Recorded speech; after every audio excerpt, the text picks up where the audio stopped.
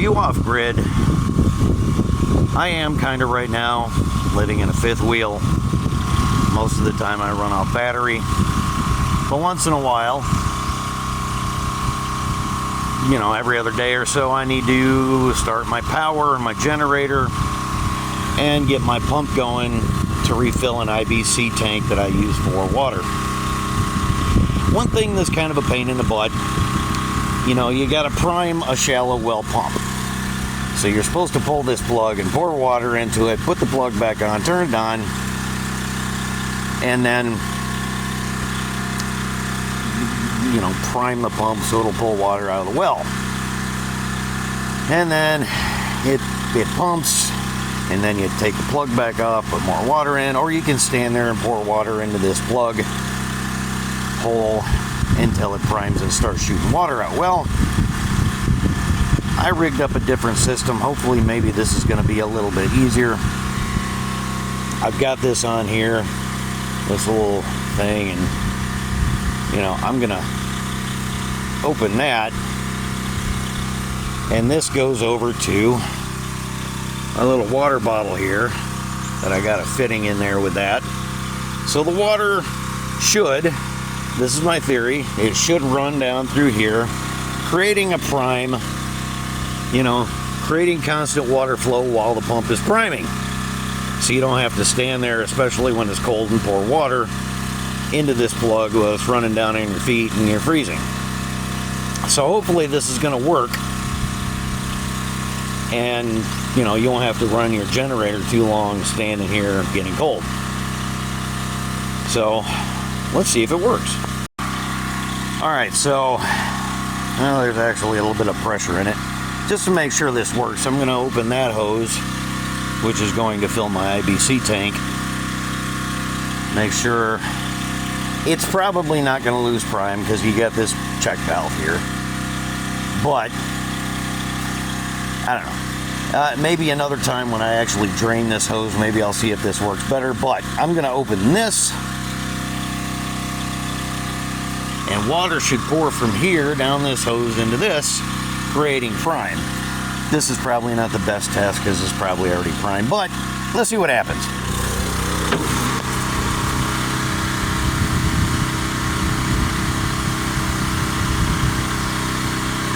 Probably what's going to happen is I'm creating pressure in that bottle and the top's going to blow off, or it's just going to leak all over the place like it's already doing. So I'm going to close this.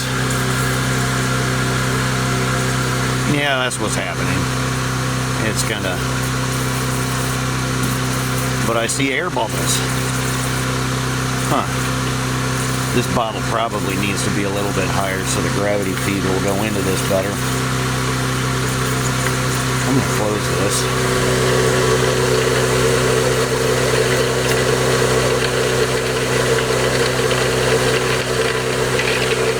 Come on.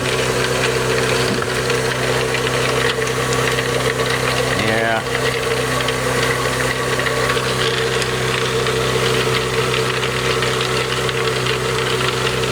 Come on.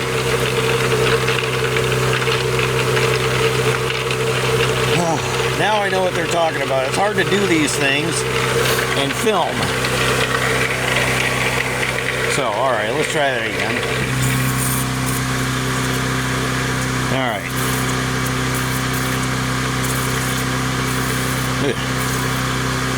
Are we actually blowing water? It looks like there's air. I mean, yeah, this is a theoretical setup, and I don't think it's working like I intended. Yeah, probably not. There it is. Yeah, okay. Well, it worked, but not exactly... well, I mean, I don't know why I'm surprised. I created pressure and popped the cap off. That was fun. I mean, it's not terribly cold this morning, but you know. So I guess it works. But when it finally primes and starts blowing pressure, There's nowhere for the pressure to go, so I don't know. It's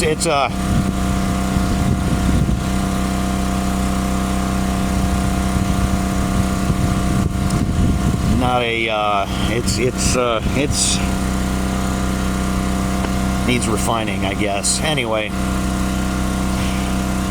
this is, what am I calling myself these days? Michigan Redneck Engineer. I've also called myself the Random Fat Old Fuck from Michigan. Random Fat Old Fart. Whoops, maybe I should bleep that out. Random Fat Old Fart from Michigan. Anyway, so that's my setup here. I got this IBC tank. It was, what did it have in it? High fructose corn syrup. So the first shower I took out of this water, I really thought it was going to be sticky, but no, it was pretty clean. I rinsed it out once or twice.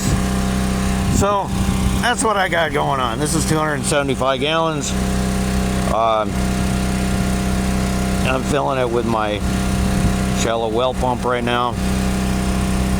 So I'll have, I'll have this big thing full of water,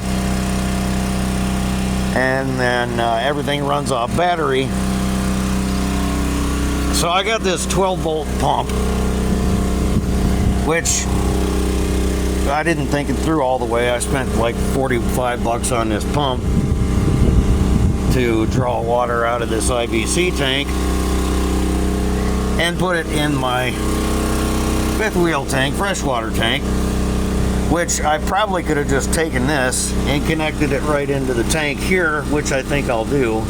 Instead of using the onboard tank, I could just pump it straight to the fifth wheel from that, using that right there. So I think I'll do that anyway. I've been making some modifications. There's my positive negative coming from the battery to power this pump. So, I mean, that works. But yeah, I think I'm going to do that. I'm probably going to take this and connect it straight into the system here instead of it drawing from the onboard tank, because the onboard tank is kind of small. And of course, this is 275 gallons, so I think that'll be even better. I had this other IVC tote. I put it up here on my little storage Connex, and I figured this was going to be tall enough to gravity feed to the fifth wheel, and I'd just fill that up and it would gravity feed, and I wouldn't need any kind of power to run the water in the fifth wheel. But no, it didn't have enough to gravity feed into the system. So yeah, so I just use the onboard pump. It works. This is the old well. This well has been producing for, I don't know, 80, 90 years, something like that. I don't know, 70 years. Anyway, my dad grew up on this farm, and they used this well. And it's always been really good, clean water. Quite limey. A lot of calcium in it. But, I mean, the water always tasted well. It always tested well. Tasted good. Tested good. Which is really quite strange. I mean, it's a standard, like, shallow well, 25 foot in the ground. What used to be right next to it was a barn with cows. 20, 25 cows. So, I mean, right next to this well, they had a barn here with cows pooping all over the place for a long time. But this water was always good. There were no reports. I asked my dad about it. Did anybody ever get sick from this water, do you know? I said, no, I mean, if there was E. coli and stuff like that, looking back, it'd be pretty obvious when people would get sick from E. coli. So that's kind of strange to me, but it worked. Well, of course, back when he was a kid, it would have been a pitcher pump. Later on, when he was an adult, I don't remember when that was, but he came out here for his grandparents and dug this pit and put a pump in it and ran these pipes through the ground to the old farmhouse that used to be here. Anyway, getting off topic.